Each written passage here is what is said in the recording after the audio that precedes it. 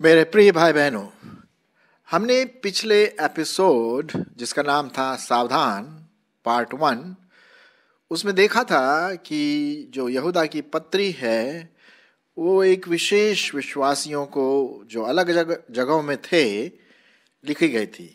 यहूदा ने इसको लिखा था और इसका मेन उद्देश्य, जो प्रमुख उद्देश्य जो हमने देखा था वो ये था कि यहूदा विश्वासियों को खबरदार करना मांगता था, सावधान करना मांगता था कि ऐसे कुछ लोग हैं जो विश्वासियों के विद्रोह के रूप में आते हैं। वो हमारे चर्चेज में, कलीसिया में, संगति में, फेलोशिप में चुपके आते हैं और ऐसा लगता है कि शायद वो मसीही हैं या विश्वासी हैं, लेकिन अंततः उनके अंदर प्रभु यीशु मसीह के प्रति विश्वास नहीं रहता है और वे बल्कि उसका इनकार भी करते हैं। और उनका मेन उद्देश्य होता है कभी कभी कि विश्वासियों को नष्ट किया जाए, समाप्त किया जाए, धोखा दिया जाए, उनको डिस्करेज किया जाए, निरुत्साहित किया जाए। तो इस प्रकार की बातें हमने देखा। थोड़ा सा समरी के रूप में, मैंने सारांश के रूप में पहले एपिसोड में आपको बताया था और ये भी बताया, लिखा हुआ इसमें विशेष करके प्रथम भाग में और आखिरी में, कि कैसे विश्वासियों को अपने विश्वास की रक्षा करना है। प्रभु में जो विश्वास पाया है, नया जन्म पाया है, उद्धार पाया है, उसमें कैसे वो उन्नति कर सकें। तो हमने देखा था 5, 6 और 7 पद कि किस प्रकार से वे चुपके हमारे संगति में आते हैं और धीरे धीरे, जैसे कि जो वायरस है वो धीरे धीरे आता है और वो अंदर से पूरे शरीर को नष्ट कर देता है, उसी प्रकार से ये आत्मिक जो शैतानिक वायरसेस हैं वो आते हैं और मसीहियों को नष्ट करने की सोचते हैं। सो आपको और मुझको इसमें बड़ा सावधान रहना है। और हम ये नहीं बोल रहे हैं कि जो भी आते सभी ऐसे हैं, लेकिन कभी कभी कुछ लोग अच्छे विश्वासियों के साथ दूसरे लोग भी आते हैं उनके साथ। जैसे कि अब जब आप गेहूं बोते हैं तो उसके साथ साथ क्या उगते हैं? उसके साथ साथ जंगली पौधे, कटारे वाले पौधे, ऊंट कटारे वाले पौधे उगते हैं जो कि नाश करते हैं। तो हमें उनसे बच के रहना है। तो यही बात यहूदा में लिखी गई है। अच्छा, आइए हम आगे पढ़ेंगे और देखेंगे और क्या क्या बातें इनके बारे में लिखा गया है। हमने 7 पद देखा था। 7 पद में इस प्रकार से लिखा है कि जिस रीति से, मैं आपके लिए पढ़ रहा हूँ यहूदा की पत्री और उसका 7 पद, जिस रीति से सदोम और गमोरा और उनके आसपास के नगर जो इनके समान व्यभिचारी हो गए थे और पराये शरीर के पीछे लग गए थे, आग के अनंत दंड में पड़कर क्या बन गए? दृष्टांत बन गए। दृष्टांत बनने का मतलब है वो हमारे लिए एक लेसन है, एक शिक्षा है कि हम ऐसे लोगों से, ऐसे व्यक्तित्व से जो बाहरी रूप से बड़े भक्ति वाले दिखाई देते हैं, अंदर से भेड़िए का रूप हो सकता है। तो हमें इन लोगों से सावधान रहना है। आइए हम आगे बढ़ें इन व्यक्तियों के बारे में और क्या क्या लिखा हुआ है। 8वें पद में हम पढ़ते हैं, उसी रीति से ये स्वप्नदर्शी भी अपने अपने शरीर को अशुद्ध करते और प्रभुता को तुच्छ जानते हैं और ऊंचे पद वालों को क्या कहते हैं? भला बुरा कहते रहते हैं। आप देखेंगे कि जो भी व्यक्ति आता है, सिखाता है, बताता है और गलत काम, चाहे वो शारीरिक रूप से हो, मानसिक रूप से हो, वो करते हैं। और जो ऊंचे लोग हैं, ऊंचे पद वाले, उनको जब बुरा भला कहते, तो इससे सावधान हो जाइए कि भाई ये व्यक्ति ठीक प्रकार का व्यक्ति नहीं है, शायद ये व्यक्ति विश्वासी भी ना हो, है ना। तो आप और हम इससे सावधान रह सकते हैं, कहीं हम भी इनके समान ना बने। फिर उसके बाद हम देखते हैं 10वां पद। 9वें पद में खैर उतना नहीं लिखा, लेकिन 10वें पद में क्या लिखा? पर ये लोग जिन बातों को नहीं जानते उनको बुरा भला कहते हैं, पर जिन बातों को अचेतन पशुओं के समान स्वाभाविक से जानते हैं उनमें अपने आप को क्या करते हैं? नाश करते हैं। अब स्वप्नदर्शी, मतलब वो स्वप्न दिखाते हैं, अच्छा अच्छा स्वप्न दिखाते हैं। अरे अगर तुम ऐसा करोगे तो तुमको ये होगा। शुरू में क्या हुआ था? सपना तो दिखाया था ना शैतान ने हवा को और आदम को, भाई कि अगर ये फल खाओगे अरे साहब बहुत बुद्धिमान हो जाओगे, तुम्हारा जीवन बहुत अच्छा होगा। स्वप्न दिखाया था। क्या हुआ? पाप की मजदूरी हम सब मौत के रूप में झेल रहे हैं, लेकिन प्रभु यीशु मसीह में क्या है? अनंत जीवन है। तो ये स्वप्न दिखाते हैं ऐसे लोग, हाँ, ताकि लोग उनके खिंचाव में आ जाए, उनके आकर्षण में आ जाएं और अपने आप को भ्रष्ट कर लें। तो आपको और मुझको बहुत होशियार रहना है इन लोगों से। और इनका स्वभाव कैसा है? पशुओं के समान। पशुओं का समान मतलब पशुओं में क्या होती है? आत्मा नहीं होती, सिर्फ वो प्राण और शरीर होता है। तो बस वो अपने शरीर के बारे में, स्वयं के बारे में, बस अपने ही बारे में सोचते रहते हैं। आत्मा तो नहीं है जो परमेश्वर के बारे में सोचे। तो ये ऐसे व्यक्तित्व हैं जो आत्मिक चीजों में ध्यान नहीं देंगे। शायद भाषा तो बोले, है ना, भाषा जो आत्मिक भाषा है शायद वो बोले, लेकिन मन से, स्वभाव से वो परमेश्वर को टालने वाले, परमेश्वर का इनकार करने वाले, परमेश्वर को उल्टी सीधी बातें बोलने वाले होंगे। पशुओं के समान स्वभाव, बहुत नीचा स्वभाव है, गिरा हुआ स्वभाव होता है। और फिर उसके बाद हम देखते हैं कि ये किसकी चाल चलने वाले हैं? ये कैन की चाल चलने वाले हैं। आपको शायद याद होगा कैन और एबेल की कहानी, किस प्रकार से हाबिल को कैन ने मारा, पहला हत्यारा बन गया। उसके पास द्वेष था, जलन थी, गुस्सा था और हत्यारा भी बन गया। और परमेश्वर के विरुद्ध बातें भी बोलने लगा। तो 11वें पद में क्या लिखा है? ये वही लोग हैं जो हमारे स्वभाव में आते हैं और हाय उन पर कि वे कैन के समान चाल चले और मजदूरी के लिए बिलाम के समान भ्रष्ट हो जाए और कोरो के समान विरोध करके नाश हो जाए। ये वो व्यक्ति हैं जिनके बारे में उत्पत्ति में हम पढ़ते हैं, गिनती में हम पढ़ते हैं, दूसरे पत्रस में हम पढ़ते हैं, पहला यूहन्ना में पढ़ते हैं इनके बारे में कि वे कैन की सी चाल चलते हैं। क्या बोलते हैं? सेल्फिशनेस, अपने बारे में ही सोचना, घृणा करना, क्रोध, जलन, हत्या भी करना, ये सब बातें जो हैं इनके मन में रहता है। तो हमें इन लोगों से होशियार रहना है। बाहर हो सकता है भेष हो भेड़ का, लेकिन अंदर शायद भेड़िए हो सकते हैं।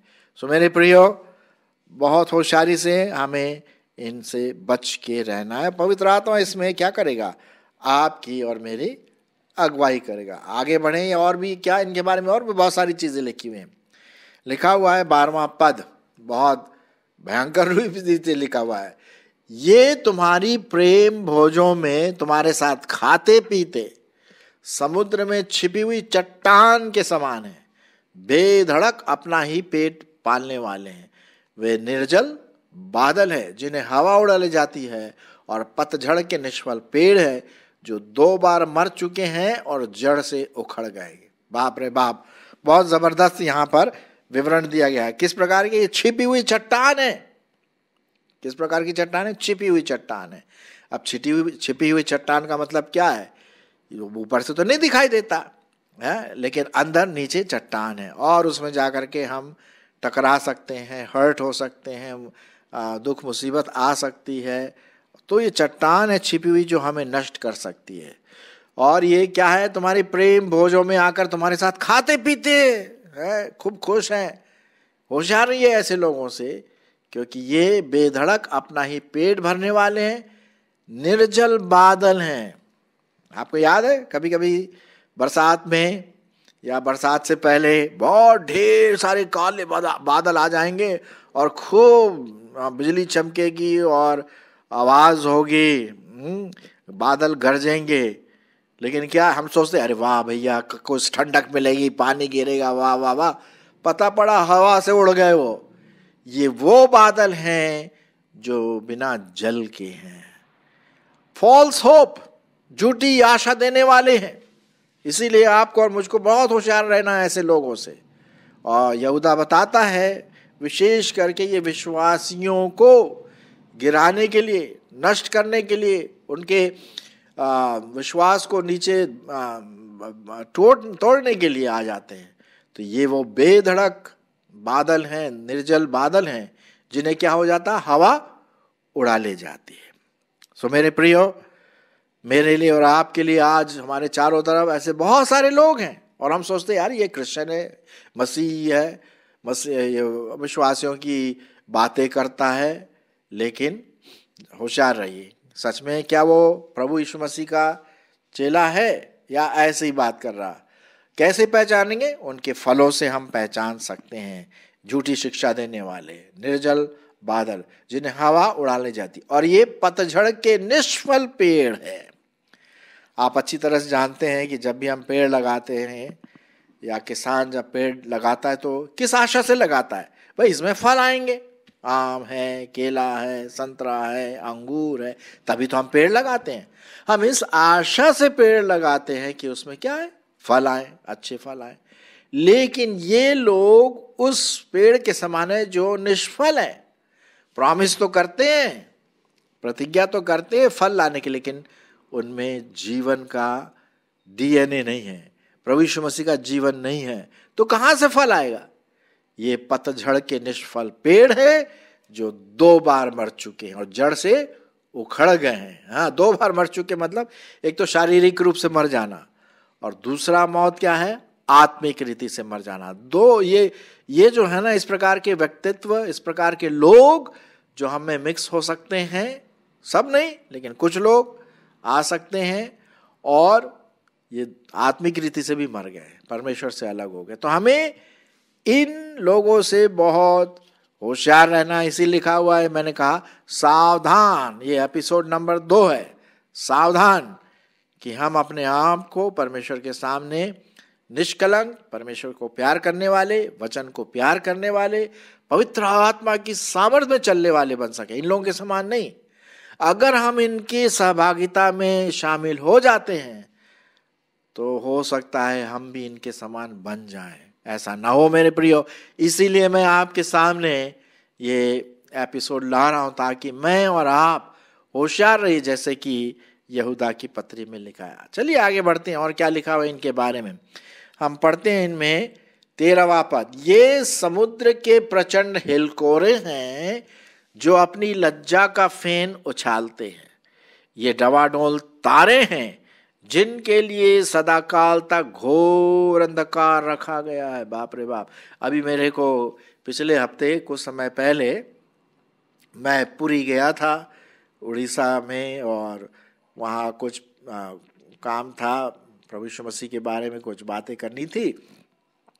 हम एक दिन पुरी गए और वहाँ पर बीच में गए। अरे साहब, लहरें, बहुत बड़ी बड़ी लहरें आ रही किनारे में बीच में, और मैं खड़ा हो गया और बड़ा अच्छा लगा वो लहरें जब पाँव में पड़ जाती हैं।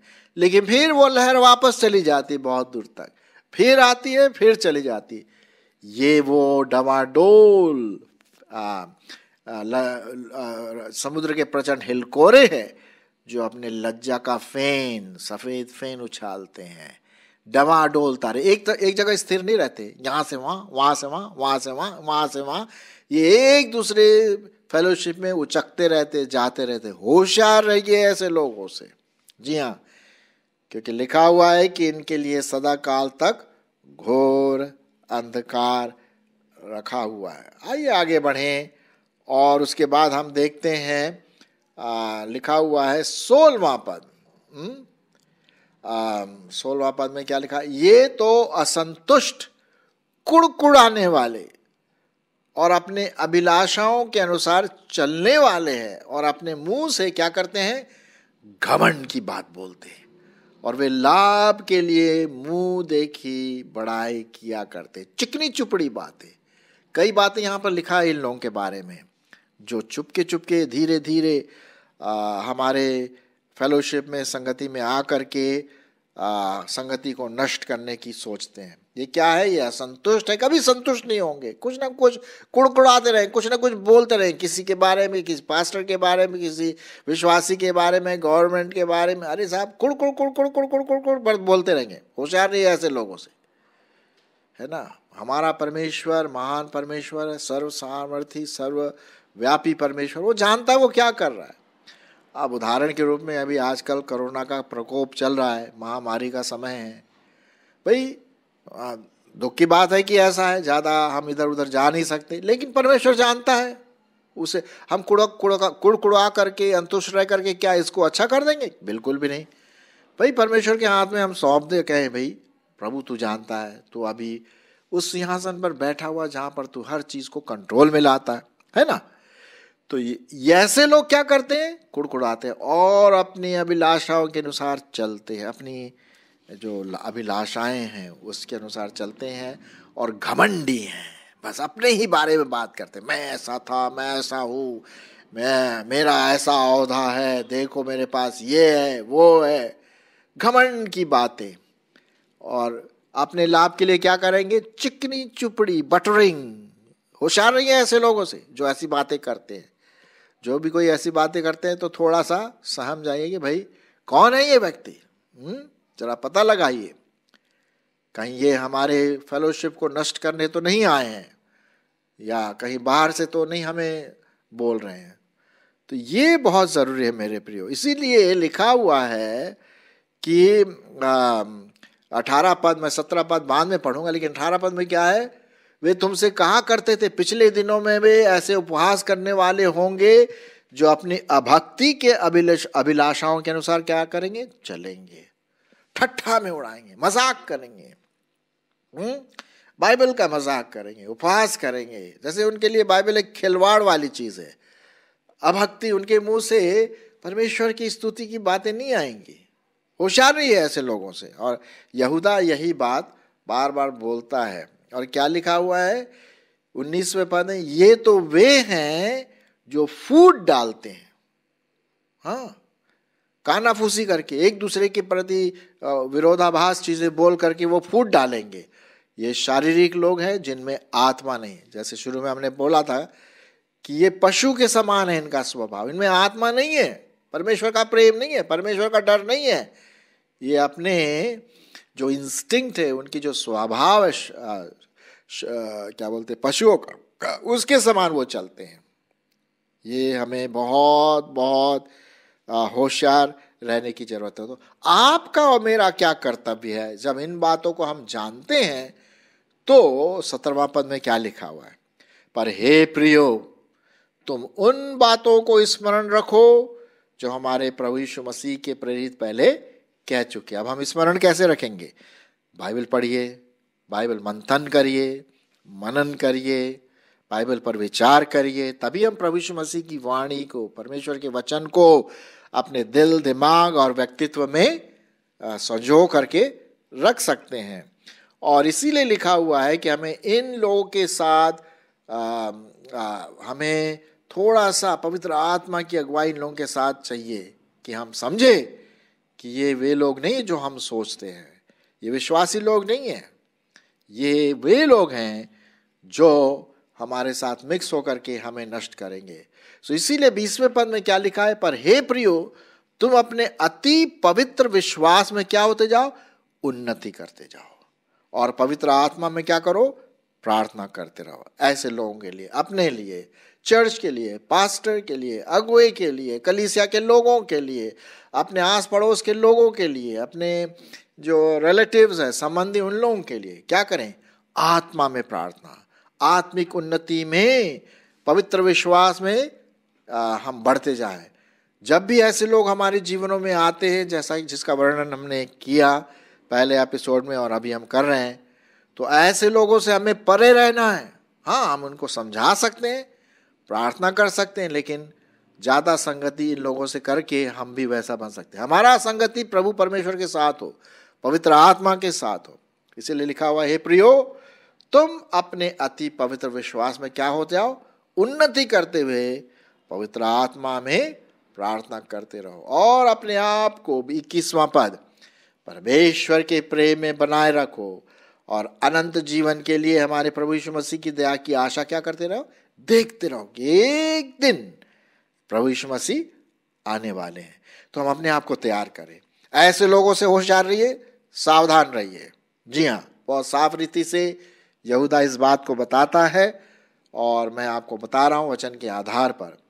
प्रेम में, विश्वास में, वचन में, पवित्र आत्मा में निरंतर हम अनंत जीवन के लिए प्रभु यीशु मसीह की ओर ताकते रहें। और अगर डाउट है, शंका है, उन पर क्या करो? दया करो। 22वें पद में यही लिखा हुआ है, और उन पर जो शंका में है दया करो, और बहुतों को आग में से झपट कर निकालो, और बहुतों पर भय के साथ दया करो, वरन उस वस्त्र से भी घृणा करो जो शरीर के द्वारा कलंकित हो गया है। तो आग में से हम कैसे निकालेंगे लोगों? भाई उनको सुसमाचार सुनाओ, है जो प्रभु यीशु मसीह का सुसमाचार नहीं जानते हैं। हो सकता है आपके साथ काम करने वाले, आपके यहाँ काम करने वाले आते हैं, ऑफिस है, रिश्तेदार हो, दोस्त यार जो भी हो, प्रभु के बारे में बताइए, उद्धार का मार्ग बताइए, ताकि वे भी आग की लपटों से निकल करके स्वर्ग के राज में प्रवेश करें। और ऐसे लोगों से आप सावधान रहे। और अंत में लिखा हुआ है, अंतिम आशीष बहुत अच्छी आशीष है, जो मैं उस आशीष के साथ बंद करता हूं। 24 और 25 में क्या लिखा है?